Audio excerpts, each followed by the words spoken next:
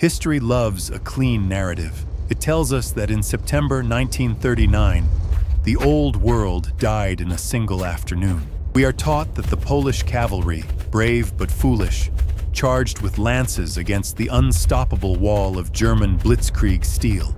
We are told it was a slaughter, a one-sided execution of a medieval army by a modern one. But history is often written by the victors to hide the bruises left by the losers.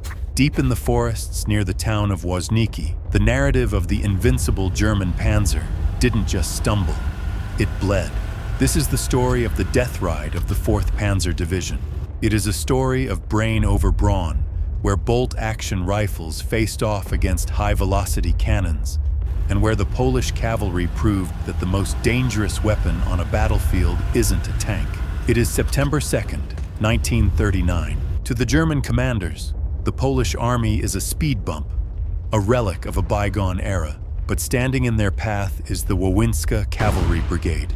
Now, when you hear cavalry, don't think of knights in shining armor. These were the elite of the Polish military. They were mobile, they were disciplined, and they were armed with a secret weapon that would soon turn German tanks into steel coffins. How does a horse-mounted unit stop a division of 300 tanks? The answer lies in a tiny, overlooked town called Woźniki and a ridge that would become a graveyard of the Reich. The ridge at Woźniki was the perfect trap. The Polish commander, Colonel Julian Filipowicz, didn't line his men up for a glorious charge. He dug them in. He used the terrain like a surgeon uses a scalpel. He hid his 7 TP light tanks in the tree line. And then there were the rifles. The Carabin Presiu Pancerny WZN-35, the Uruguay rifle. It was so secret that the Polish soldiers were told the crates contained export equipment for Uruguay. It looked like a standard infantry rifle, but it was nearly 5 feet long and fired a bullet that traveled at 3 times the speed of sound.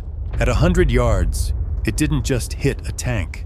It punched through the armor like a hot needle through wax. The Germans approached Woźniki with the arrogance of conquerors. They drove in tight formations, hatches open, commanders peering through binoculars, expecting the Poles to flee at the first sight of smoke. They were wrong.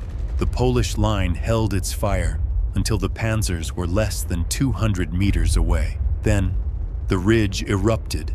The Uruguay rifles sang first. From the tall grass and the shallow trenches, the Polish marksmen targeted the German drivers and commanders. To the Germans, it was terrifying. The 4th Panzer Division's lead element ground to a halt. Tanks began to smoke, then burn. The Blitzkrieg had hit a wall made of dirt and defiance. General Georg Hans Reinhardt, frustrated by the delay, ordered a full-scale assault. He threw the weight of his entire division against the ridge. This is where the death ride truly began.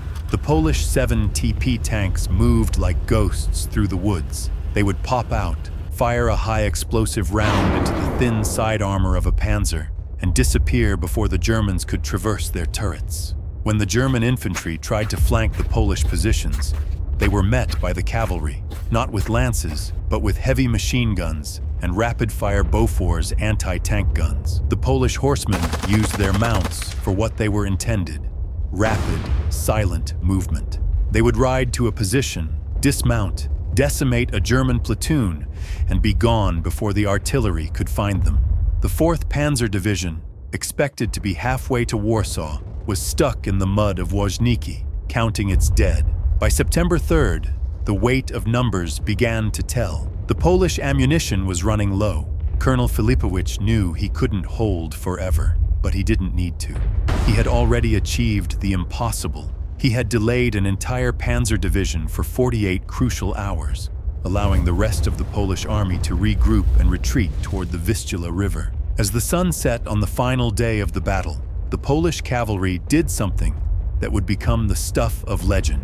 They mounted their horses one last time, not for a suicidal charge, but for a disciplined, fighting withdrawal under the cover of darkness. They left behind a ridge littered with the charred, skeletal remains of nearly 80 German armored vehicles.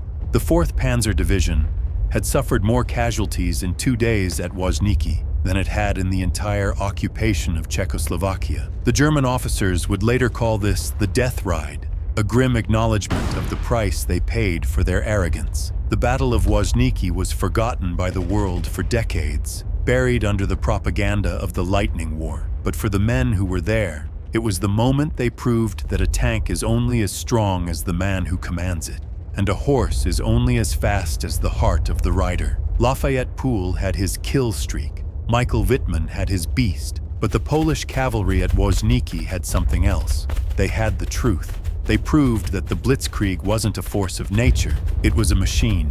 And even the most powerful machine can be broken by a man with a rifle and the will to stand his ground. This was the death ride of the 4th Panzer, the day the Polish cavalry taught the world that the old world wouldn't go into the night without a fight.